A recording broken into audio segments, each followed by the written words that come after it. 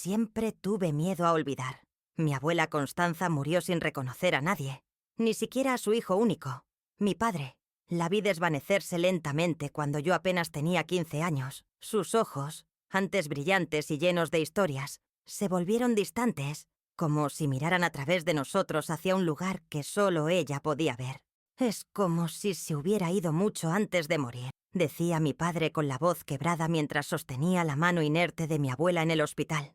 Ahora, a mis 72 años, esos recuerdos me atormentan más que nunca porque reconozco los síntomas en mí misma. Comenzó con pequeñeces. Olvidar dónde dejaba las llaves, confundir el nombre de la calle donde he vivido durante 30 años, poner la tetera en la nevera en lugar de en la cocina. Cosas que cualquiera podría atribuir a la distracción o al cansancio. Pero yo sabía que era algo más. Mi hija Lucía no quería verlo. «Mamá, todo el mundo olvida cosas. Yo también lo hago. Y apenas tengo 45 años», me decía mientras preparaba la cena en mi cocina. Ella empezó a visitarme más frecuentemente después de que su padre, mi Ramón, falleciera hace 3 años. Los domingos se convirtieron en nuestro día especial. Venía con mi nieta Valeria, que ya tiene 17 años y está a punto de terminar el bachillerato. Son mi ancla y a este mundo que a veces siento que se deshilacha entre mis dedos como un tejido viejo. El día que supe que algo realmente andaba mal fue un martes de primavera. Había salido a comprar pan, como hacía todas las mañanas desde que me jubilé de la escuela donde enseñé literatura durante 4 décadas. El panadero, Antonio, un hombre bonachón que siempre tenía un chiste nuevo que contar, me saludó como siempre. «¿Lo de siempre, doña Elena?». Abrí la boca para responder, pero las palabras no salieron. Mi mente quedó en blanco. ¿Qué era lo de siempre? ¿Qué compraba yo todas las mañanas? El pánico me invadió mientras miraba la hilera de panes detrás del mostrador. Todo me parecía extraño, ajeno. Antonio me observaba con creciente preocupación. «¿Doña Elena? ¿Se encuentra bien?» «Yo no recuerdo qué compro siempre», confesé, sintiendo cómo las lágrimas amenazaban con brotar. Antonio no se burló ni me miró con lástima. Simplemente sonrió con dulzura y dijo: «Una barra de pan integral y un croissant de chocolate para desayunar con su café». «Todos los días desde hace años», asentí, agradecida y avergonzada a partes iguales. Pagué y salí rápidamente. Pero en lugar de girar a la derecha hacia mi casa, tomé el camino equivocado. Caminé durante 20 minutos sin reconocer nada. Las calles de mi barrio, donde había criado a mi hija, donde había envejecido junto a Ramón, parecían pertenecer a una ciudad desconocida. Cuando finalmente encontré a Spey, alguien que me ayudó a volver a casa, descubrí que Lucía estaba allí, pálida y con el teléfono en la mano, a punto de llamar a la policía. Me había estado esperando para llevarme al médico. Una cita que yo había olvidado por completo. «¿Dónde estabas, mamá?» «Llevo 1 hora esperándote». Su voz sonaba más asustada que enojada. «Fui a comprar pan», respondí, mostrándole la bolsa como prueba. Solo entonces noté que el pan estaba frío. Había pasado más tiempo perdida del que pensaba. El diagnóstico llegó 3 semanas después. El doctor Méndez, un neurólogo con manos suaves y voz pausada, me explicó que estaba en las primeras etapas de la enfermedad de Alzheimer. Me habló de medicamentos que podían ralentizar el proceso, de terapias, de cambios en el estilo de vida. Pero yo apenas lo escuchaba. En mi mente solo resonaban las palabras «enfermedad de Alzheimer» y veía el rostro ausente de mi abuela Constanza en sus últimos días. Lucía salió de la consulta con los ojos enrojecidos, pero con una determinación férrea. «Vamos a enfrentar esto juntas, mamá. Hay muchos avances médicos ahora. No es como cuando la abuela estaba enferma. Aquella noche, sola en mi casa, saqué todos mis cuadernos de enseñanza, mis libros favoritos, las fotografías familiares. Los extendí sobre la mesa del comedor como un mapa de mi existencia. Si iba a olvidar, quería al menos decidir qué recordar mientras pudiera. Tomé un cuaderno nuevo y empecé a escribir todo lo que no quería perder. El rostro de Ramón al despertar, la risa de Lucía cuando era pequeña, el olor de los jazmines en el patio trasero, el sabor del gazpacho que mi madre me enseñó a hacer. Los meses siguientes fueron un ejercicio de adaptación. Lucía insistió en instalar alarmas y etiquetas por toda la casa. Mi refrigerador se llenó de notas adhesivas, Comer a las 13:00. Llamar a Lucía los martes y jueves. La vecina Carmen vendrá a tomar café el miércoles. Mi teléfono sonaba a horas programadas recordándome tomar la medicación. Me resistí al principio.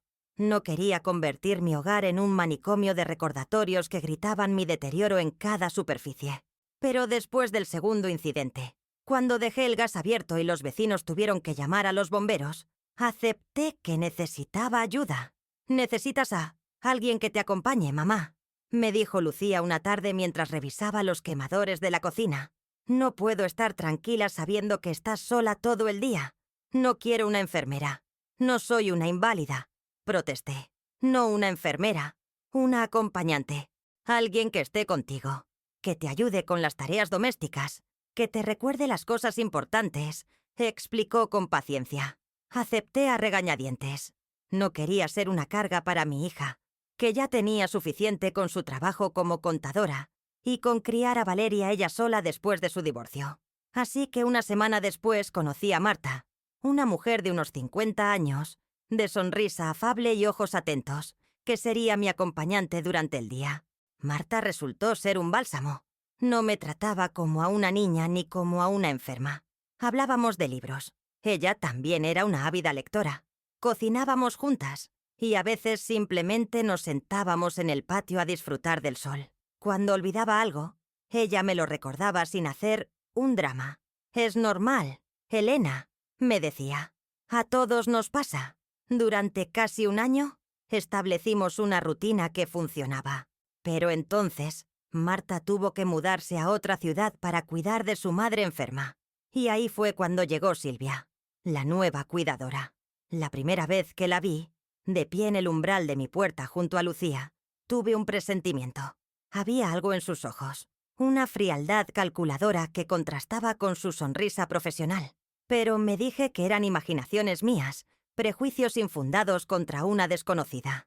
«Mamá, ella es Silvia.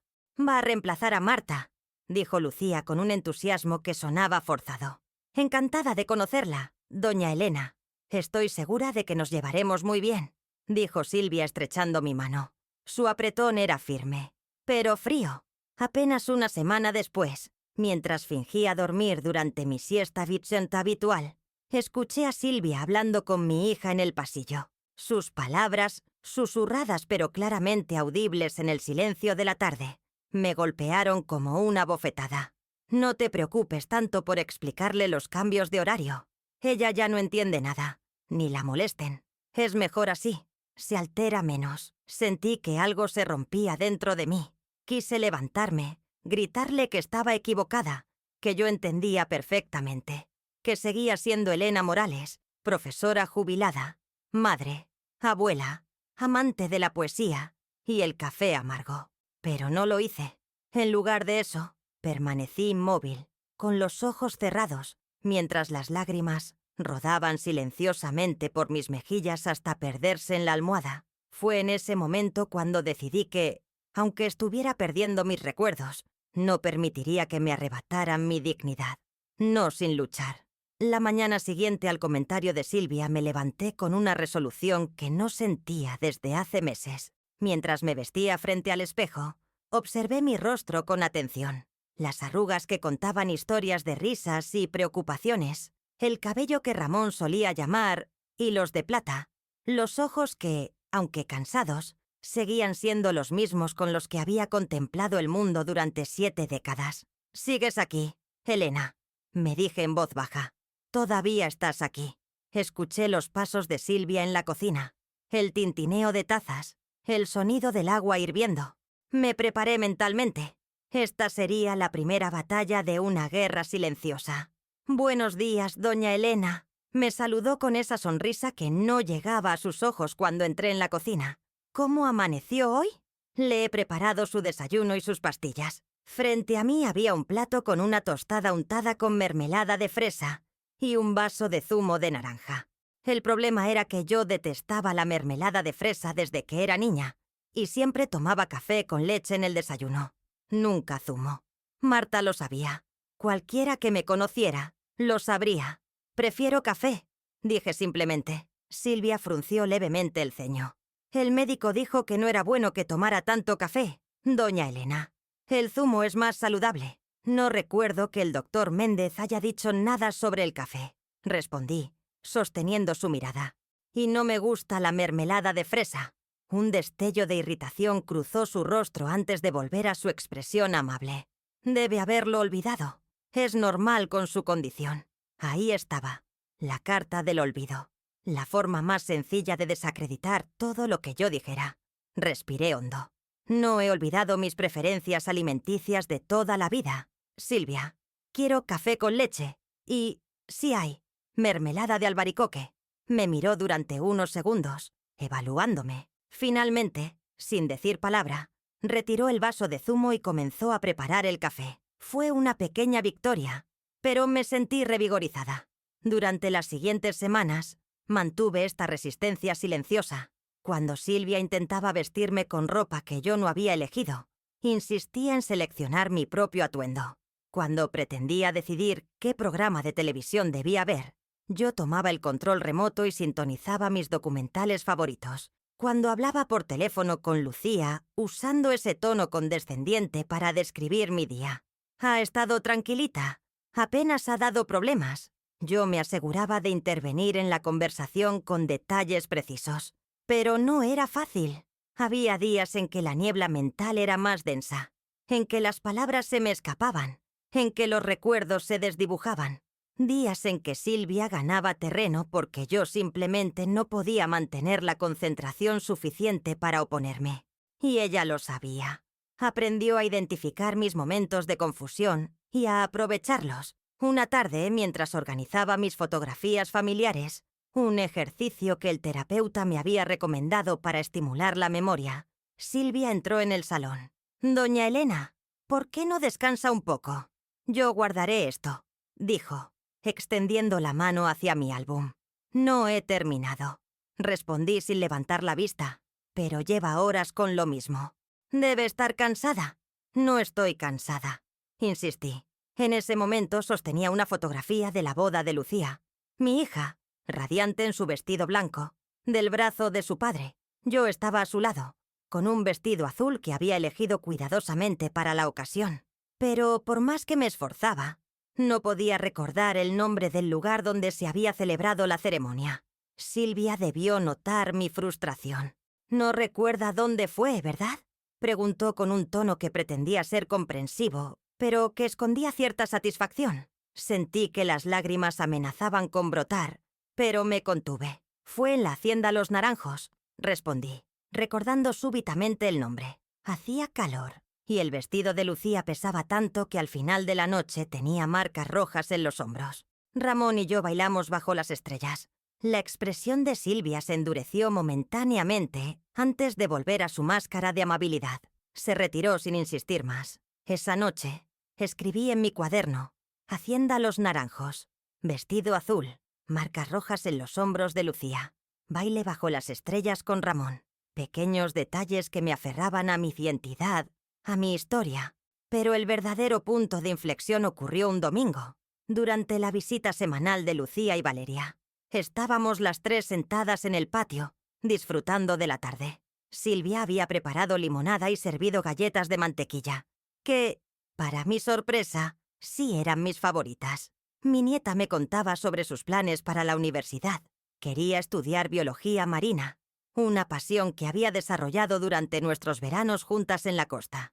En un momento, Silvia se acercó para recoger los vasos vacíos. «Abuela, ¿recuerdas cuando vimos aquella tortuga marina en la playa de Cabo de Gata?», preguntó Valeria con entusiasmo.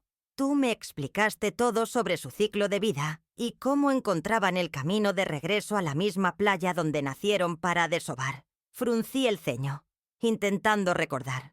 La imagen era borrosa, pero sabía que había ocurrido.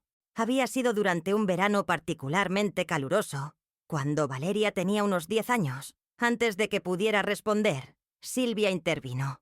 «No la presiones con detalles. Cariño, a tu abuela le cuesta recordar cosas tan específicas». Vi cómo el rostro de mi nieta se ensombrecía, cómo la emoción en sus ojos se apagaba, reemplazada por una compasión que me dolió más que cualquier olvido. Cabo de Gata, verano de 2015. dije con firmeza, sorprendiéndome a mí misma con la precisión del recuerdo que emergía de la niebla. La tortuga era una careta, tortuga boba. Estaba anocheciendo y el guarda del parque nos permitió quedarnos para verla desovar, porque tú habías mostrado tanto interés. Te mantuviste tan quieta y callada que el hombre te felicitó. Dijo que serías una gran bióloga marina algún día. Los ojos de Valeria se iluminaron nuevamente. Sí, exactamente así fue. Todavía tengo la concha que encontramos al día siguiente en mi habitación. Miré a Silvia, que recogía los vasos con movimientos bruscos, claramente contrariada. Nuestras miradas se cruzaron, y por primera vez no disimulé mi desafío. Ella desvió la vista primero. Después de que Lucía y Valeria se marcharan, Silvia estaba inusualmente silenciosa mientras recogía la cocina. Yo permanecí en el salón, hojeando un libro sin realmente leerlo, saboreando la pequeña victoria de la tarde. «Es hora de su medicación, doña Elena», anunció finalmente, acercándose con un vaso de agua y las pastillas. Tomé las píldoras y las examiné cuidadosamente. Había una de más, una pequeña tableta blanca que no reconocía. «¿Qué es esta?», pregunté. El doctor añadió un tranquilizante suave. «Para ayudarla a dormir mejor», respondió con naturalidad. Fruncí el ceño. «El doctor Méndez no ha modificado mi medicación en meses y no tengo problemas para dormir». Silvia suspiró con impaciencia. «Doña Elena, su hija y yo hablamos con el médico por teléfono la semana pasada. Usted estaba presente, pero quizás no lo recuerde». La duda me invadió. ¿Era posible que hubiera olvidado algo tan importante? ¿Había estado yo presente en esa conversación? La niebla amenazaba con volver, pero me aferré a la claridad que había sentido esa tarde. «Llama a Lucía», dije, devolviendo las pastillas a Silvia. «¿Qué? Llama a mi hija ahora. Pregúntale por esta nueva medicación». Silvia palideció ligeramente. «No vamos a molestar a Lucía por esto. Acaba de irse y tiene mucho trabajo esta semana. Entonces no tomaré nada que no reconozca», declaré, poniéndome de pie. Nos miramos en silencio, como dos duelistas evaluando su próximo movimiento. Finalmente, Silvia recogió todas las pastillas y se dirigió a la cocina.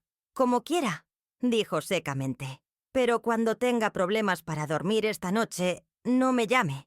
No dormí bien esa noche, pero no por falta de tranquilizantes. Estaba demasiado ocupada planeando mi siguiente paso, porque ahora estaba segura. Silvia no solo me consideraba una carga inconsciente, sino que podría ser peligrosa.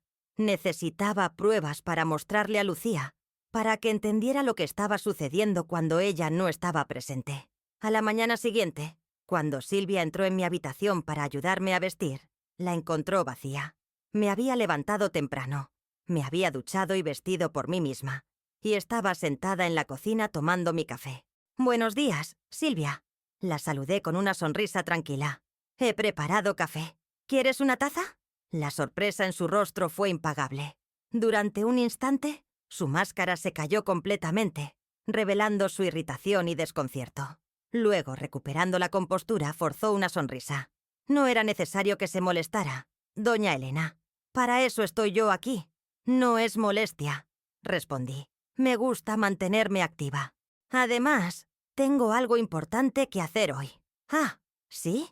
¿Y qué es eso tan importante?», preguntó con un tono que sugería que estaba hablando con una niña que inventa historias. «Voy a empezar a grabar mis memorias», anuncié mostrándole una pequeña grabadora digital que había encontrado en mi escritorio. Un regalo olvidado de Lucía de hacía algunos años. Antes de que se me olviden más cosas, vi cómo su expresión cambiaba sutilmente.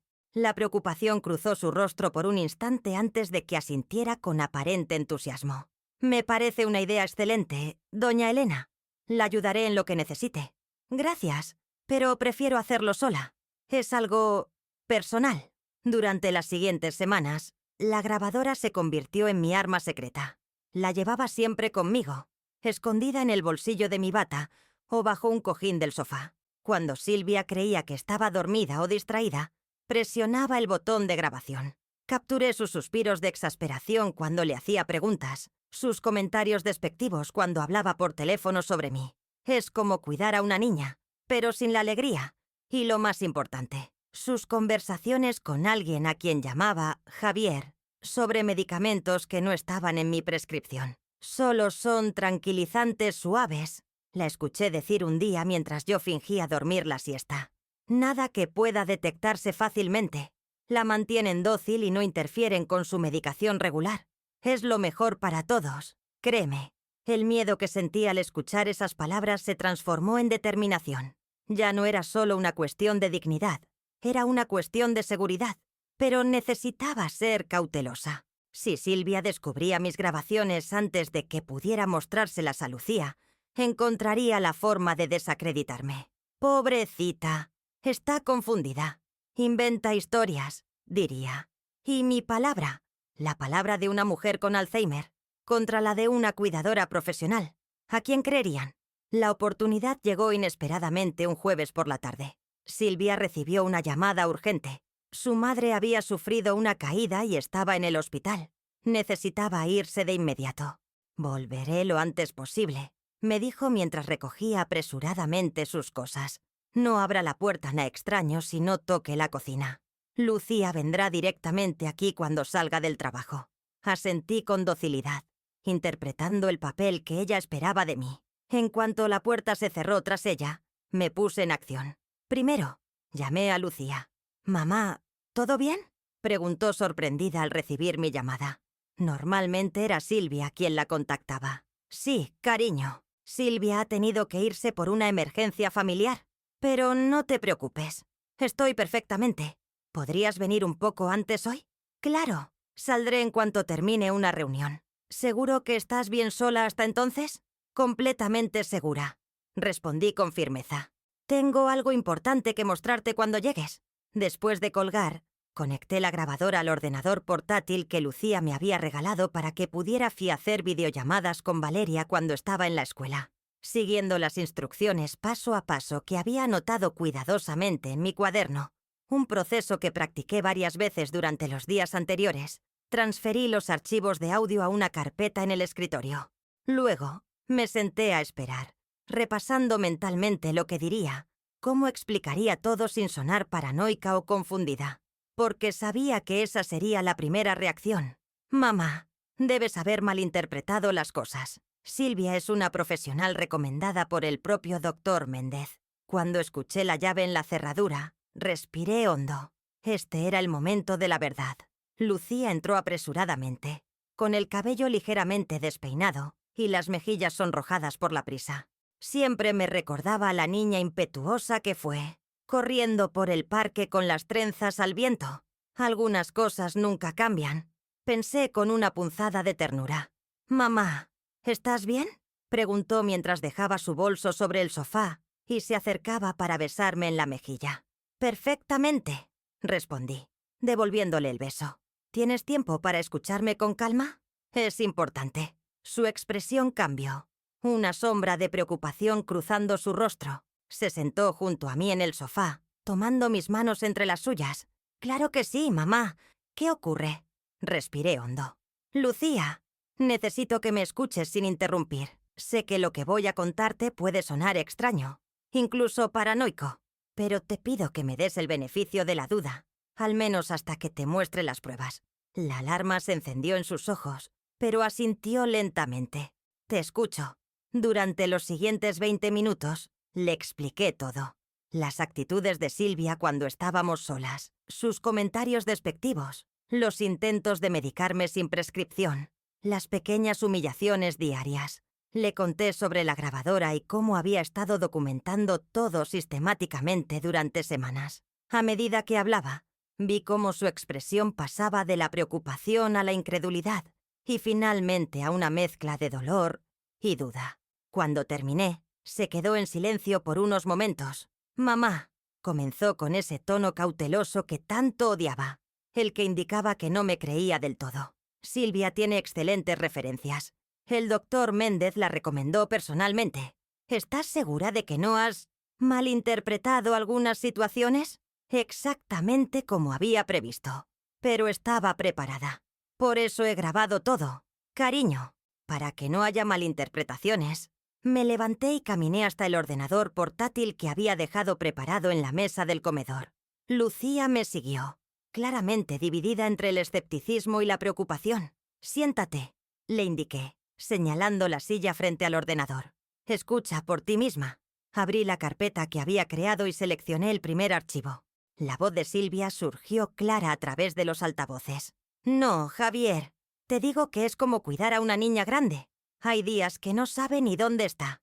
La hija se hace ilusiones. Cree que su madre sigue ahí, pero yo la veo todos los días. Es solo un cascarón vacío andante».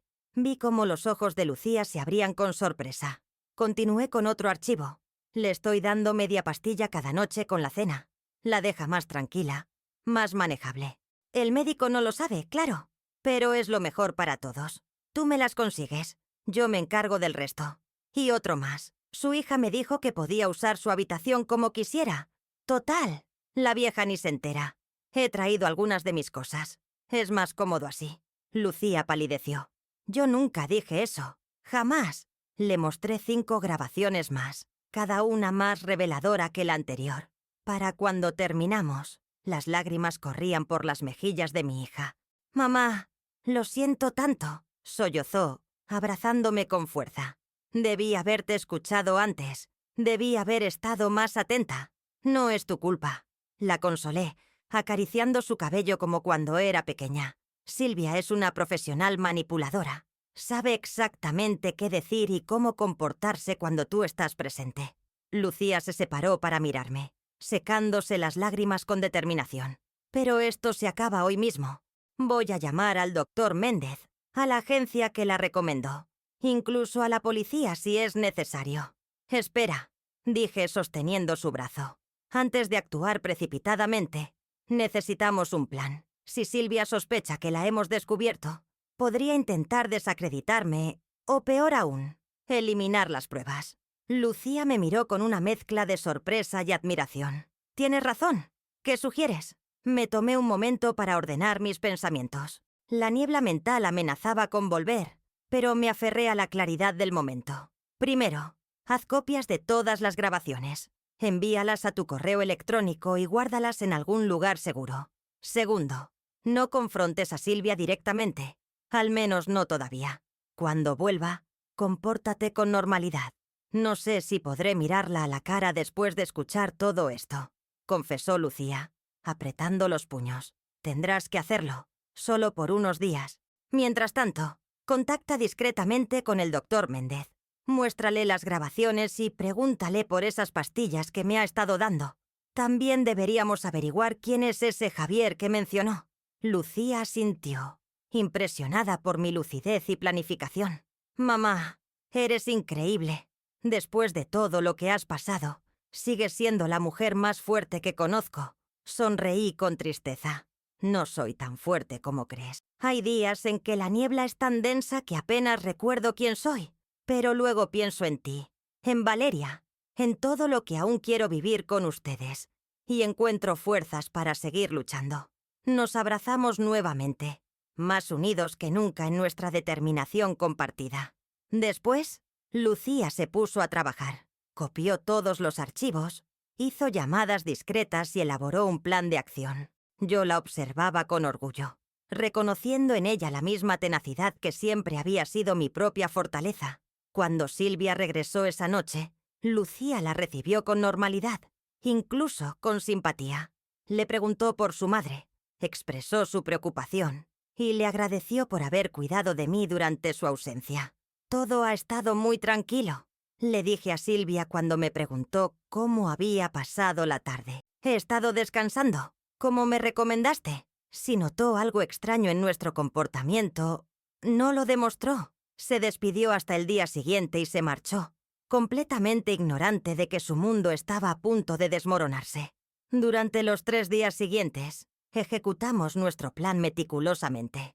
Lucía se reunió con el doctor Méndez, quien se mostró horrorizado al escuchar las grabaciones y ver los análisis toxicológicos que revelaban rastros de un sedante no prescrito en mi sistema. Contactó personalmente con la agencia que había recomendado a Silvia y descubrió que había falsificado parte de sus credenciales. También averiguamos quién era Javier, el novio de Silvia, un auxiliar de farmacia con acceso a medicamentos controlados. Aparentemente, No era la primera vez que ambos utilizaban este esquema. Habían estado involucrados en casos similares en otras ciudades, pero siempre conseguían marcharse antes de que las sospechas se confirmaran. El cuarto día, cuando Silvia llegó a casa para su turno habitual, se encontró no solo con Lucía, sino también con el doctor Méndez, un representante de la agencia de cuidadores y un oficial de policía.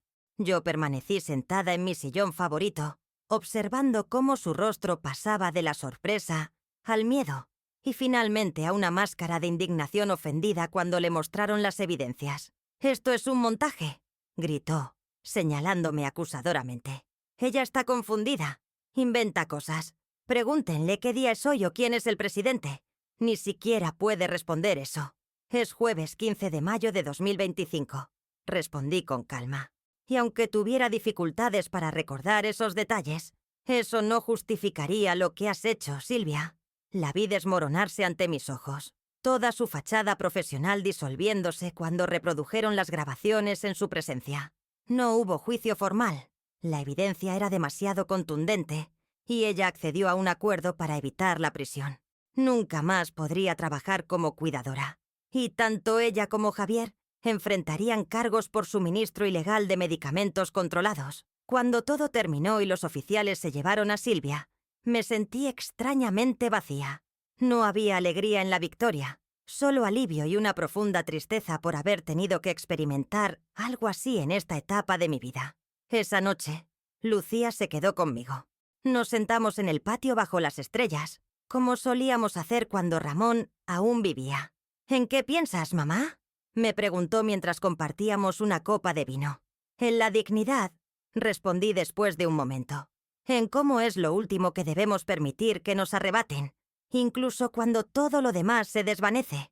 Lucía tomó mi mano entre las suyas. «Te prometo que nunca más permitiré que alguien te trate así.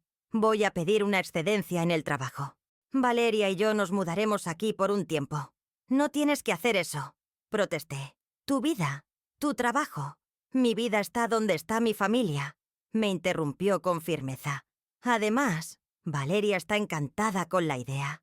Dice que así podrá escuchar más de tus historias sobre literatura antes de que...». Se detuvo, mordiéndose el labio. «Antes de que las olvide», completé por ella. «Está bien, cariño. Podemos hablar de ello. Es nuestra realidad ahora». Nos quedamos en silencio por un momento, contemplando el cielo nocturno. «¿Sabes qué es lo más difícil?», pregunté finalmente. «No es olvidar fechas o nombres, o dónde puse las llaves. Es el miedo a olvidar quién soy, a perderme a mí misma en esta niebla, a convertirme realmente en ese cascarón vacío del que hablaba Silvia». Lucía apretó mi mano. «Eso no pasará, mamá, porque mientras yo viva, mientras Valeria viva, tú seguirás siendo Elena Morales, la profesora que inspiró a generaciones de estudiantes, la mujer que podía recitar a García Lorca de memoria, la madre que me enseñó a ser fuerte, la abuela que despertó en Valeria el amor por la biología marina». Sus palabras me reconfortaron, pero ambas sabíamos que vendrían días más difíciles. La enfermedad seguiría avanzando, inexorable como la marea. Habría más niebla, más olvidos, más confusión. Pero esa noche, bajo el manto de estrellas que había contemplado durante toda mi vida, tomé una decisión. Mientras me quedara un soplo de consciencia, mientras pudiera reconocer el amor en los ojos de mi hija y mi nieta, lucharía por mantener mi dignidad y mi esencia. No permitiría que mi enfermedad definiera quién era yo. Y si algún día la niebla se volvía demasiado densa para distinguir el camino, confiaría en que Lucía y Valeria me guiarían con el mismo amor y respeto con el que yo las había guiado a ellas. Los meses siguientes trajeron cambios significativos a nuestra vida. Lucía y Valeria se mudaron a mi casa, transformando la antigua habitación de invitados y el pequeño estudio en sus espacios personales. Las paredes se llenaron de nuevas fotografías, la nevera siempre estaba abastecida, y el sonido de sus voces y risas devolvió vida a rincones que habían permanecido silenciosos desde la muerte de Ramón. Contratamos a una nueva cuidadora, Carmen, una mujer mayor con ojos amables y manos ásperas, de quien, a diferencia de Silvia, emanaba una autenticidad reconfortante. Venía solo 4 horas al día, principalmente para ayudarme con el baño y acompañarme cuando Lucía tenía que atender asuntos de trabajo desde casa. Mi madre también tuvo Alzheimer, me confesó Carmen durante nuestro primer día juntas. Así que entiendo lo que significa conservar la dignidad a pesar de la enfermedad. Con el tiempo, desarrollamos una rutina que respetaba mi independencia mientras me brindaba el apoyo necesario. Los buenos días eran maravillosos. Cocinaba con Lucía, ayudaba a Valeria con sus solicitudes para la universidad, trabajaba en mi jardín, leía en voz alta para ambas. Incluso comencé a grabar sistemáticamente mis memorias, no solo como prueba de mi lucidez, sino como un legado para cuando ya no pudiera recordar. Pero también había días malos, días en que la niebla se espesaba tanto que me perdía en mi propia casa, días en que no reconocía a Carmen o confundía a Valeria con Lucía cuando era pequeña, días en que me encontraban llorando frente al espejo, intentando reconocer a la mujer que me devolvía la mirada. En esos momentos oscuros, Lucía desplegaba una paciencia infinita. Nunca me corregía bruscamente ni mostraba frustración, aunque podía ver el dolor en sus ojos cuando tenía que recordarme quién era ella o dónde estábamos. «No importa cuántas veces tenga que recordártelo, mamá», me dijo una vez, mientras me orientaba suavemente después de encontrarme confundida en el jardín, buscando una casa que ya no existía.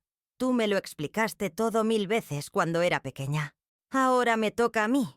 Valeria, con la resiliencia y adaptabilidad de la juventud, desarrolló sus propias estrategias para conectar conmigo incluso en mis días más confusos. Descubrió que, aunque olvidara eventos recientes, la música seguía siendo un puente hacia mis recuerdos más profundos. Me traía canciones de diferentes épocas de mi vida, y era asombroso cómo podía recordar letras completas de canciones que no había escuchado en décadas, incluso cuando acababa de olvidar lo que había desayunado esa mañana. Es como si los recuerdos musicales estuvieran guardados en una parte diferente del cerebro, le explicó el doctor Méndez durante una de nuestras consultas trimestrales. Algo similar ocurre con la poesía o las oraciones aprendidas en la infancia. Así que convertimos la música en parte de nuestra terapia diaria. Cada tarde, Valeria seleccionaba una canción de mi juventud y la reproducía en el viejo tocadiscos que había rescatado del desván. Mientras las melodías de Serrat, Cecilia o Los Panchos inundaban la sala, yo cerraba los ojos y viajaba a través del tiempo. A veces, las canciones desbloqueaban recuerdos completos que creía perdidos. Mi primer baile con Ramón, una tarde de verano en la playa con Lucía cuando era bebé, la celebración cuando me nombraron directora del departamento de literatura. «Cuéntame ese recuerdo, abuela», me pedía Valeria, sentada a mis pies con una grabadora en mano, atesorando cada fragmento de mi memoria como si fuera oro. Y yo le contaba todo lo que podía recordar, con el mayor detalle posible. Sabía que estaba creando un banco de memoria para el futuro, para cuando ya no pudiera acceder a esos recuerdos por mí misma. Un día, mientras revisaba mi viejo escritorio buscando un libro para Valeria, encontré un sobre amarillento con la letra de Ramón. Lo abrí con manos temblorosas y descubrí una carta que había escrito poco antes de morir, cuando ya sabíamos que su corazón estaba fallando. «Mi querida Elena», comenzaba, «si estás leyendo esto, significa que ya no estoy físicamente contigo, pero quiero que sepas que el amor no conoce límites, ni siquiera los de la muerte. Durante 50 años hemos construido una vida juntos, hemos creado recuerdos que ni el tiempo podrá borrar». La carta continuaba con recuerdos específicos de nuestra vida juntos, momentos que él consideraba fundamentales en nuestra historia. Nuestro primer encuentro en la biblioteca universitaria, el día que le dije que estaba embarazada, la noche que pasamos en vela cuando Lucía enfermó de neumonía, nuestro viaje a Venecia por nuestro 25º aniversario. Al final, había un párrafo que me dejó sin aliento. «Sé que temes acabar como tu abuela Constanza. Lo has mencionado tantas veces a lo largo de los años, pero quiero que sepas que incluso si algún día tu mente se nubla y los recuerdos se desvanecen, yo seguiré amando a la mujer que eres en esencia, porque lo que amo de ti no es solo tu memoria o tu brillante intelecto, sino tu alma, tu forma de sentir el mundo, tu capacidad de amar sin condiciones. Eso, mi Elena, No lo podrá borrar ninguna enfermedad. Lloré abrazada a esa carta durante horas. Cuando finalmente pude compartirla con Lucía, ella también lloró, reconociendo en esas palabras la profundidad del amor que sus padres habían compartido. «Papá siempre supo lo que temías», me dijo mientras secaba mis lágrimas. Y tenía razón. La esencia de quién eres sigue intacta. Mamá, incluso en tus días más confusos, sigues siendo tú. Inspirada por la carta de Ramón, comencé un proyecto que llamé Recuerdos Prestados. Pedí a Lucía, a Valeria, a mis antiguos colegas y estudiantes, incluso a los vecinos que conocía desde hacía décadas, que escribieran sus recuerdos favoritos conmigo. Recopilamos docenas de historias, desde anécdotas significativas hasta pequeños momentos cotidianos que yo había olvidado, pero que habían sido importantes para otros. Marisa, mi colega del departamento de literatura durante 20 años, recordó cómo la defendí frente al rector cuando intentaron rechazar su innovador programa de poesía contemporánea. Antonio, el panadero, escribió sobre las mañanas en que yo llevaba exámenes para corregir mientras desayunaba en su establecimiento, y como siempre tenía una palabra amable para cada cliente. Jorge, mi vecino, recordó cuando cuidé de sus hijos durante una semana, cuando su esposa fue hospitalizada de emergencia. Cada historia era como recuperar un fragmento de mí misma que había sido prestado a los demás y que ahora volvía a mí. Lucía las recopiló todas en un libro artesanal que tituló Elena Morales, una vida en los recuerdos de quienes la aman. Para los días de niebla, me dijo mientras me entregaba el libro encuadernado en cuero azul, mi color favorito, para que nunca olvides quién eres realmente, incluso cuando tu memoria te falle. Ese libro se convirtió en mi tesoro más preciado. En mis días buenos, lo leía para reconectar con momentos que había olvidado. En los días malos, Lucía o Valeria me lo leían, recordándome la vida que había vivido, el impacto que había tenido en otros. Una tarde particularmente difícil, después de un episodio en el que no había reconocido a Carmen y me había angustiado pensando que una extraña había entrado en mi casa, Valeria se sentó conmigo en el jardín y abrió el libro. «Hoy vamos a leer lo que escribió tu estudiante Miguel», anunció seleccionando una página marcada con una cinta roja. «Ahora es profesor de literatura en la Universidad Complutense. ¿Sabes?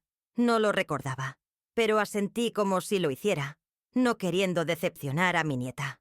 Tenía 17 años cuando la profesora Morales entró en nuestra aula. Comenzó a leer Valeria. Era mi último año de bachillerato, y ya había decidido que la literatura era una pérdida de tiempo. Esa tarde debíamos analizar La casa de Bernarda Alba Torchesí, de Lorca, y yo no me había molestado en leerla. Cuando la profesora Morales me preguntó mi opinión sobre el simbolismo de la represión en la obra, respondí con desdén que no veía el punto de estudiar obras escritas por gente muerta hacía décadas. Mientras Valeria leía, un recuerdo nebuloso comenzó a formarse en mi mente. Un chico alto y delgado, con el cabello oscuro siempre despeinado y una actitud desafiante que escondía una profunda inseguridad. En lugar de reprenderme, continuó Valeria leyendo, la profesora Morales me pidió que me quedara después de clase. Esperaba una detención o una nota para mis padres. En cambio, me prestó su copia personal de Poeta en Nueva York, con anotaciones en los márgenes. A veces necesitamos encontrar la obra adecuada en el momento adecuado, me dijo. No todo Lorca es para todos, pero creo que este Lorca podría ser para ti. Esa noche leí el libro completo, fascinado no solo por los poemas, sino por las notas personales de la profesora Morales, la forma en que conectaba los versos con experiencias vitales, con emociones universales. Fue la primera vez que entendí que la literatura no era algo muerto y polvoriento, sino una conversación viva a través del tiempo. Hoy, cada vez que entro en un aula, intento ver en cada estudiante reticente lo que la profesora Morales vio en mí. No un caso perdido, sino alguien que simplemente aún no ha encontrado su Lorca. Las lágrimas rodaban por mis mejillas cuando Valeria terminó de leer. El recuerdo se había clarificado completamente.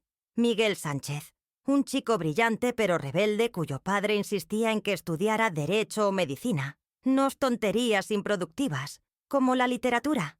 Lo recuerdo. dije con voz entrecortada. Miguel, le di mi poeta en Nueva York, porque vi algo en sus ojos cuando mencioné a las mujeres oprimidas de Lorca, una vulnerabilidad que su actitud cínica no lograba ocultar por completo. Valeria sonrió, emocionada. Sí, abuela, exactamente. Y hay más. Miguel vino a verte hace unos años, ¿recuerdas? Te trajo su primer libro publicado, un análisis de la poesía de la generación del 27. ¿Te lo dedicó? Negué con la cabeza, frustrada por no recordar ese encuentro. No importa, dijo Valeria con suavidad. Lo importante es que cambiaste su vida, igual que cambiaste la de muchos otros. Y eso sigue siendo cierto, independientemente de lo que recuerdes o no. Esa noche, mientras me preparaba para dormir, reflexioné sobre los recuerdos prestados que ahora formaban parte de mi identidad fragmentada. Quizás la memoria no era tan individual como siempre había creído. Quizás éramos, en parte, lo que otros recordaban de nosotros. Somos una red de recuerdos interconectados, le dije a Lucía mientras me arropaba. Cuando mis recuerdos fallan, los tuyos los sostienen. Es como si mi mente se expandiera más allá de mi cerebro enfermo, viviendo parcialmente en todos ustedes. Lucía sonrió, besando mi frente. ¡Qué pensamiento tan hermoso, mamá! Y muy cierto. Prométeme algo, le pedí, sujetando su mano. Cuando ya no recuerde quién soy, recuérdamelo tú. No con tristeza, sino celebrando lo que fui. Y cuando ya no pueda entender tus palabras, háblame igual. Cuéntame nuestras historias. Quizás en algún nivel profundo, donde la enfermedad no pueda llegar, seguiré escuchando. Te lo prometo, respondió con voz quebrada. Siempre serás mi madre, Elena Morales, la mujer que me enseñó a amar los libros, a enfrentar los miedos, a levantarme después de cada caída. Y te lo recordaré cada día, hasta el final. Me dormí con esa promesa envolviéndome como una manta cálida, pensando que quizás no era tan trágico olvidar cuando había tantas personas dispuestas a recordar por mí. El otoño llegó con sus tonos ocres y su luz dorada, transformando mi pequeño jardín en una sinfonía de colores cálidos. Había sido un buen verano, con más días de claridad que de niebla, más risas que lágrimas. La medicación ajustada por el doctor Méndez parecía estar funcionando, manteniendo los síntomas a raya, aunque todos sabíamos que era solo un aplazamiento de lo inevitable. Valeria había comenzado sus estudios de biología marina en la universidad local, una decisión que tomó para poder seguir viviendo en casa y estar cerca de mí. Por más que insistí en que no limitara sus opciones por mi enfermedad, ella fue inflexible. No es un sacrificio, abuela, me aseguró una tarde mientras estudiábamos juntas en el jardín, ella con sus libros de biología marina y yo con mi cuaderno de memorias. La universidad de aquí tiene un excelente programa. Además, estos años contigo son irreemplazables. No me los perdería por nada del mundo. Su presencia era un bálsamo en los días difíciles, y su energía juvenil mantenía la casa vibrante. A veces traía compañeros de clase para estudiar, y yo disfrutaba preparándoles meriendas y escuchando sus conversaciones llenas de esperanza y planes de futuro. Un sábado de principios de octubre, Valeria me preguntó si podría acompañarla a un pequeño acto en la facultad. Su profesor de ecología marina había organizado una charla sobre conservación de ecosistemas costeros, y ella quería que yo asistiera. No sé si es buena idea, dudé. ¿Y si tengo un episodio de confusión en medio de la charla? Estaré a tu lado todo el tiempo, me aseguró. Y si te sientes incómoda en cualquier momento, nos marchamos. Solo pensé que te gustaría salir un poco, ver el campus, conocer un poco de mi mundo. Había pasado mucho tiempo desde mi última salida que no fuera al médico o al parque cercano. La idea de visitar un campus universitario, de respirar nuevamente ese aire académico que había sido mi vida durante décadas, resultaba tentadora y aterradora a partes iguales. Está bien, accedí finalmente. Pero prométeme que no te sentirás mal si tenemos que irnos antes. Valeria sonrió radiante. Prometido. Verás que será una tarde especial. Y lo fue, aunque no de la manera que esperábamos. La charla se celebraba en un pequeño auditorio del edificio de ciencias. Mientras caminábamos por el campus, sentí una extraña mezcla de nostalgia y desorientación. Los edificios modernos poco se parecían a la universidad donde yo había enseñado, pero el ambiente estudiantil seguía siendo el mismo. Esa energía vibrante, esa sensación de posibilidad que siempre me había cautivado. ¿Estás bien, abuela?, me preguntó Valeria, notando mi silencio. Sí, cariño, solo estoy recordando. Llegamos temprano al auditorio y Valeria me condujo hacia asientos en la parte trasera, cerca de la salida, una consideración que agradecí en silencio. A medida que la sala se llenaba, observé a los estudiantes con sus tablets y portátiles, tan diferentes de los cuadernos y bolígrafos de mi época. El profesor Alarcón, un hombre de unos 50 años con una energía contagiosa, comenzó su presentación sobre los esfuerzos de conservación en las costas mediterráneas. Me sorprendí a mí misma siguiendo la charla con facilidad, incluso tomando notas mentales para preguntar después a Valeria sobre algunos conceptos que no entendía completamente. Durante el descanso, Valeria se excusó para saludar a algunos compañeros. Quedé sola, observando el movimiento de la sala, cuando una mujer mayor se sentó a mi lado. «Disculpe, ¿es usted Elena Morales?», preguntó con voz suave. La miré sorprendida. No la reconocía, aunque había algo vagamente familiar en sus facciones. «Sí, soy yo», respondí con cautela. «No sé si me recuerda. Soy Isabel Vega. Fui su estudiante hace muchos años. Busqué en mi memoria, pero su nombre y su rostro se perdían en la niebla». Sentí la familiar punzada de frustración y vergüenza. «Lo siento», confesé. «Tengo problemas de memoria estos días». En lugar de la incomodidad o la lástima que solía encontrar en estas situaciones, Isabel sonrió con comprensión. «No se preocupe. Fue en 1988. Yo era aquella estudiante tímida que siempre se sentaba en la última fila y nunca participaba en clase». Negué con la cabeza, apenada por no recordarla. Ella continuó, sin parecer ofendida. «Usted me dio un consejo que cambió mi vida. Estaba a punto de abandonar la carrera. Mi padre había fallecido recientemente y mi madre quería que volviera al pueblo para ayudarla con el negocio familiar. Un día, usted me detuvo después de clase y me dijo: «El duelo no tiene plazos, señorita Vega, pero la educación sí. Puede honrar la memoria de su padre completando lo que él quería para usted». Mientras hablaba, un fragmento de recuerdo emergió en mi mente. Una joven de cabello oscuro recogido en una trenza, ojos enrojecidos, siempre vestida de negro. Le conté que mi padre había sido pescador toda su vida, pero siempre había soñado con que yo estudiara y tuviera las oportunidades que él no tuvo. Continuó Isabel, y le sugerí que estudiara biología marina. Murmuré, el recuerdo tomando forma lentamente. Que encontrara una manera de conectar su educación con el mundo de su padre. Los ojos de Isabel se iluminaron. «Exactamente. Ve, lo recuerda. Fragmentos», admití, «como piezas sueltas de un rompecabezas. Pues esas piezas sueltas cambiaron el rumbo de mi vida». Seguí su consejo. Me especialicé en ecosistemas marinos costeros. Y adivine quién es el profesor Alarcón para mí. La miré confundida. «Mi esposo», sonrió. «Nos conocimos durante mi doctorado. Llevamos juntos 25 años y tenemos 2 hijos. El mayor también estudia biología marina». «¡Qué historia tan maravillosa!», dije genuinamente emocionada. «Me alegra tanto haber sido una pequeña parte de ella». «No tan pequeña», respondió Isabel, tomando mi mano entre las suyas. «A veces un pequeño empujón en la dirección correcta, una palabra de aliento en el momento preciso, puede alterar completamente el curso de una vida. Usted no solo salvó mi educación, me ayudó a encontrar mi propósito». Valeria regresó en ese momento y le presenté a Isabel sin necesidad de que me recordaran su nombre. Cuando le expliqué quién era, mi nieta quedó fascinada por la coincidencia.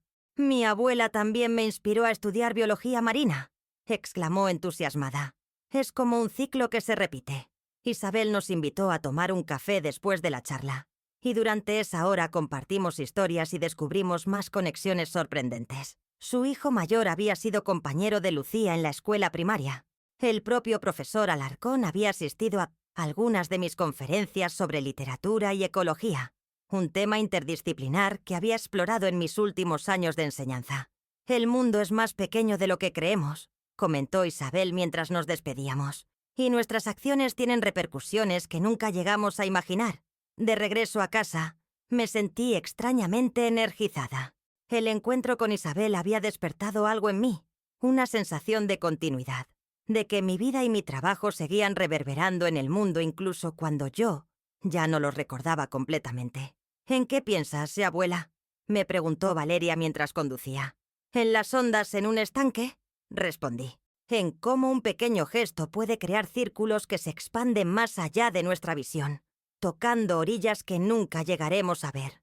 Esa noche, escribí sobre el encuentro en mi cuaderno de memorias, con la mayor cantidad de detalles que pude recordar. Quería preservar esa sensación, ese recordatorio de que mi vida tenía significado y continuidad, a pesar de mi enfermedad. Las semanas siguientes fueron especialmente buenas. La visita al campus parecía haber estimulado mi mente, trayendo consigo más claridad y menos episodios de confusión. Incluso el doctor Méndez se sorprendió durante mi revisión mensual. Sus resultados cognitivos han mejorado ligeramente, comentó mientras revisaba mis exámenes. Es inusual, pero no imposible. A veces, la estimulación intelectual, los nuevos entornos y las interacciones sociales significativas pueden tener un efecto positivo temporal. ¿Temporal?, preguntó Lucía, que siempre me acompañaba a estas citas. La enfermedad sigue su curso, respondió él con amabilidad pero sin endulzar la verdad. Pero estos periodos de mayor claridad son valiosos. Aprovéchenlos al máximo. Y eso hicimos. Durante ese otoño dorado, viví con una intensidad que no había sentido en años. Retomé la lectura de novelas completas, algo que había abandonado cuando mi concentración comenzó a fallar. Asistí a más charlas en la universidad con Valeria. Incluso acepté la invitación de Isabel y el profesor Alarcón para dar una pequeña conferencia sobre mi experiencia integrando literatura y ciencia en la educación. Fue aterrador y emocionante volver a estar frente a un auditorio después de tantos años. Llevé notas detalladas como apoyo, pero para mi sorpresa, apenas las consulté. Hablé durante 1 hora sobre cómo había utilizado poemas de Antonio Machado para ilustrar conceptos ecológicos, sobre el tratamiento de la naturaleza en García Lorca, sobre la conexión entre el ritmo de la poesía y los ciclos naturales. Las palabras fluían, los recuerdos profesionales permanecían sorprendentemente intactos. Al terminar, recibí una ovación que me llenó los ojos de lágrimas. Varios estudiantes se acercaron después para hacerme preguntas, tratándome con el respeto y la curiosidad que una vez fue parte cotidiana de mi vida. «Estuviste magnífica», me dijo Lucía, que había tomado la tarde libre para asistir. «Parecías completamente tú misma». «Me sentí completamente yo misma», respondí, saboreando esa sensación de integridad que se había vuelto tan esquiva. Esa noche, mientras cenábamos para celebrar el éxito de la conferencia, Valeria hizo una propuesta inesperada. «Abuela, creo que deberías escribir un libro». La miré sorprendida. «¿Un libro? ¿A mi edad? ¿Con mi condición?» «Precisamente por tu condición», intervino Lucía, captando inmediatamente la idea de su hija.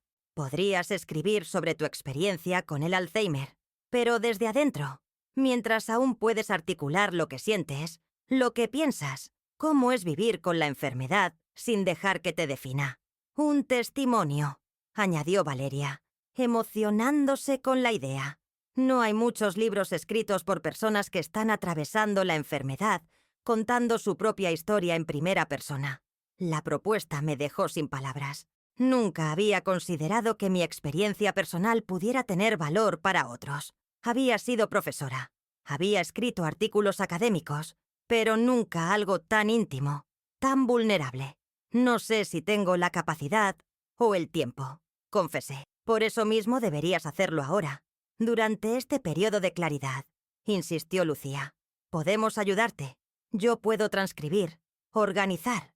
Valeria puede investigar. Carmen puede ayudarte cuando nosotras no estemos. Será un proyecto familiar». La idea comenzó a echar raíces en mi mente. ¿Y si pudiera convertir mi enfermedad en algo significativo? Algo que ayudara a otros a entender. Algo que diera sentido al caos que estaba experimentando. «Lo pensaré», prometí. Esa noche no pude dormir. Mi mente, inusualmente clara, bullía de ideas, recuerdos, reflexiones sobre lo que significaba perder la memoria, pero conservar la esencia. Me levanté sigilosamente y me dirigí a mi escritorio. Encendí la lámpara y abrí un cuaderno nuevo. Me llamo Elena Morales, escribí. Tengo 72 años y Alzheimer. Esta es mi historia, narrada mientras aún puedo contarla. Las palabras fluyeron durante horas, como si hubieran estado esperando a ser liberadas. Escribí sobre el miedo al diagnóstico, sobre la humillación de los primeros olvidos significativos, sobre la rabia de sentir que mi identidad se deshilachaba, pero también sobre los momentos de lucidez inesperada, sobre el amor inquebrantable de mi familia, sobre cómo la enfermedad había agudizado mi apreciación por el presente. Cuando el amanecer comenzó a colorear el cielo, tenía más de 20 páginas escritas. Me sentía agotada, pero extrañamente en paz, como si hubiera comenzado a reclamar mi propia narrativa. Durante las semanas siguientes, el libro se convirtió en nuestro proyecto familiar. Lucía transcribía mis escritos a mano al ordenador. Valeria investigaba aspectos científicos de la enfermedad que yo quería incluir. Carmen me acompañaba a entrevistas con otros pacientes y cuidadores que accedieron a compartir sus experiencias. Lo titulé A través de la niebla, Memorias de una mente que olvida. Y aunque sabía que probablemente no viviría para verlo publicado, el proceso mismo de escribirlo se convirtió en una forma de terapia, en un acto de resistencia contra la enfermedad que amenazaba con borrarme. El invierno llegó con su característica crudeza, trayendo consigo un deterioro en mi salud. Los días buenos comenzaron a espaciarse más. La niebla mental, que había retrocedido temporalmente durante el otoño, regresó más densa que nunca. Hubo mañanas en que desperté sin reconocer mi habitación, tardes en que olvidé que estaba escribiendo un libro, hasta que Lucía me lo recordaba con gentileza. «No te preocupes, mamá», me decía en esos momentos de confusión. «Hemos avanzado mucho. Ya tenemos más de 200 páginas. Incluso si no podemos continuar, ya es un libro completo». Una tarde particularmente difícil, después de un episodio en el que había confundido a Valeria con una intrusa y me había alterado tanto que tuvieron que llamar al doctor Méndez, mi nieta se sentó junto a mi cama con el manuscrito impreso. «¿Quieres que te lea lo que escribiste sobre la dignidad, abuela?», me preguntó con suavidad. Asentí, aunque no recordaba haber escrito nada sobre ese tema. «La dignidad no reside en la memoria», comenzó a leer. «Durante toda mi vida creí que éramos lo que recordábamos, que nuestra identidad estaba construida sobre la base de nuestras experiencias acumuladas. Ahora sé que eso es solo parcialmente cierto. La dignidad reside en cómo somos tratados y en cómo nos permitimos ser tratados, incluso cuando no recordamos quiénes fuimos o quiénes somos. Está en los ojos de quienes nos miran con respeto a pesar de nuestros olvidos, en las manos que nos tocan con delicadeza, aunque tengamos que ser presentados cada día como si fuera la primera vez, en las voces que nos hablan sin condescendencia, aunque repitamos las mismas preguntas una y otra vez. La dignidad es lo último que debemos rendirle a esta enfermedad y lo primero que debemos exigir de quienes nos rodean». Las lágrimas rodaban por mis mejillas mientras escuchaba mis propias palabras, palabras que ahora sonaban como si hubieran sido escritas por otra persona, aunque resonaban profundamente en algún rincón de mi ser. «Eso es hermoso», murmuré. «¿Yo escribí eso?» «Sí, abuela», respondió Valeria, apretando mi mano. «Y hay mucho más. Tu libro está lleno de sabiduría, de luz. Va a ayudar a muchas personas a entender esta enfermedad desde dentro, a tratar a sus seres queridos con el respeto que merecen». Febrero trajo consigo un empeoramiento brusco de mi condición. Una mañana sufrí lo que el doctor Méndez llamó un evento cerebrovascular menor, una especie de pequeño derrame que aceleró el proceso degenerativo. Pasé una semana en el hospital y cuando regresé a casa, muchas cosas habían cambiado. Ya no podía quedarme sola ni siquiera durante cortos periodos. Mi coordinación motora fina se había deteriorado, haciendo casi imposible escribir a mano. Y lo más doloroso, comencé a tener dificultades para reconocer a Valeria con consistencia, a veces confundiéndola con Lucía cuando era joven, otras veces no reconociéndola en absoluto. Carmen comenzó a venir a tiempo completo y contratamos a otra cuidadora, Teresa, para los turnos nocturnos. A diferencia de Silvia, Ambas mujeres me trataban con respeto y paciencia, hablándome directamente incluso cuando no respondía de manera coherente, explicándome cada procedimiento antes de realizarlo, pidiendo mi permiso para las tareas más íntimas como bañarme o cambiarme. Una tarde, mientras Carmen me ayudaba a acomodarme en el sillón del salón, donde ahora pasaba la mayor parte del tiempo, escuché fragmentos de una conversación entre Lucía y alguien más en la cocina. La voz me resultaba familiar, pero no lograba identificarla. «El manuscrito es extraordinario», decía la voz desconocida. «Honesto, conmovedor, sin autocompasión pero profundamente humano. Creo que podríamos publicarlo para otoño, si estás de acuerdo». «Sería maravilloso», respondió Lucía. «No sé si mi madre podrá entender completamente lo que significa, pero los momentos de lucidez son cada vez más raros», continuó la voz con empatía. «Lo entiendo. Mi padre pasó por algo similar, pero creo que en algún nivel ella sabrá que su historia está llegando a otros, que su voz sigue siendo escuchada». Cerré los ojos, intentando procesar lo que acababa de oír. ¿Estaban hablando de mí? ¿De un libro? Recordaba vagamente haber estado escribiendo algo, pero los detalles se me escapaban. Más tarde, cuando Lucía vino a sentarse conmigo, le pregunté quién había estado en casa. Era Isabel Vega. Me explicó con paciencia. ¿La recuerdas? Tu antigua estudiante. Ahora trabaja en una editorial, además de con su esposo en la universidad. Está interesada en publicar tu libro. ¿Mi libro?, pregunté confundida. Sí, mamá. El que escribiste sobre tu experiencia con el Alzheimer. Lo terminamos hace unas semanas, justo antes de tu hospitalización. Un fragmento de recuerdo emergió en mi mente. ¿A través de la niebla? El rostro de Lucía se iluminó. Sí, exactamente. A través de la niebla. Memorias de una mente que olvida.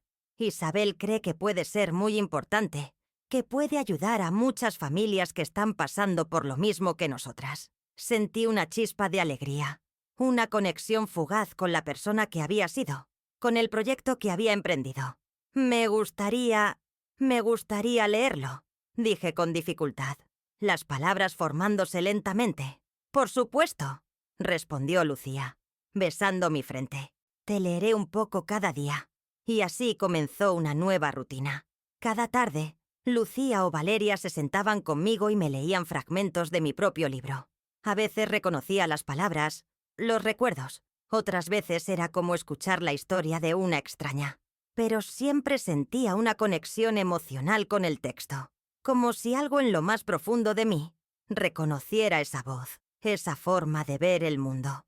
Una tarde particularmente clara, mientras Valeria me leía un pasaje sobre mi relación con Ramón, pregunté algo que aparentemente había estado rondando mi mente subconsciente. La nueva cuidadora, la que vino antes de Carmen, ella dijo algo sobre mí, ¿verdad? Valeria se detuvo, sorprendida por la pregunta. ¿Te refieres a Silvia? Asentí, aunque el nombre no me resultaba familiar. Ella no te trataba bien, abuela. Le dijo cosas horribles a mamá sobre ti. Pero la descubriste. Fuiste muy valiente y astuta. Grabaste lo que decía y nos mostraste la verdad. Fruncí el ceño, intentando recuperar ese recuerdo específico. Ella dijo, ella le susurró algo a tu madre. Sí, abuela. Le dijo que tú ya no entendías nada, que ni se molestaran en explicarte las cosas. La frase resonó en algún lugar profundo de mi memoria. Ella ya no entiende nada, ni la molesten. Exactamente, confirmó Valeria apretando mi mano. Pero estaba equivocada. Tú entendías perfectamente. Y nos lo demostraste a todos. En ese momento, un recuerdo cristalino emergió de la niebla. Yo, fingiendo dormir, escuchando ese susurro cruel, sintiendo cómo algo se rompía dentro de mí, pero también cómo nacía una determinación férrea. Ese susurro cambió todo. Murmuré. ¿Qué quieres decir, abuela? Me hizo luchar. Me hizo darme cuenta de que tenía que defender mi dignidad, que nadie más lo haría por mí si yo me rendía. Valeria sintió, con los ojos brillantes de emoción y comprensión. Es el título del último capítulo de tu libro, El susurro que cambió todo. Escribiste sobre cómo a veces necesitamos que alguien nos subestime completamente para encontrar la fuerza de demostrar lo contrario. Sonreí, satisfecha de haber captado algo tan esencial, de haber transformado una experiencia dolorosa en una lección significativa. «Sigue leyendo», le pedí, cerrando los ojos para concentrarme mejor en las palabras. El libro se publicó en octubre, como Isabel había prometido. Para entonces, mi condición había empeorado considerablemente. Ya casi no hablaba, y cuando lo hacía, mis frases eran fragmentadas, a menudo incoherentes. Pasaba la mayor parte del tiempo en una silla de ruedas o en mi cama adaptada. El reconocimiento de rostros se había vuelto una rareza, un regalo precioso en días excepcionales. Sin embargo, el día que Lucía puso en mis manos el primer ejemplar de A través de la niebla, con mi fotografía en la contraportada, una imagen reciente, mostrando mis arrugas y mi mirada algo perdida, pero también mi sonrisa a tiras auténtica. Algo sucedió. Mis ojos se iluminaron con un destello de comprensión. Acaricié la portada con dedos temblorosos y pronuncié con claridad sorprendente: «Mi libro». «Sí, mamá», respondió Lucía, llorando de emoción. «Tu libro. Y ya está ayudando a mucha gente». Me mostró las primeras reseñas. Devastadoramente honesto y profundamente esperanzador. Una ventana única a la experiencia interior del Alzheimer. Debería ser lectura obligatoria para médicos, cuidadores y familiares de personas con demencia. No estoy segura de cuánto comprendí realmente en ese momento. La niebla era densa, casi impenetrable, pero algo en mi interior sabía que había logrado lo que me había propuesto.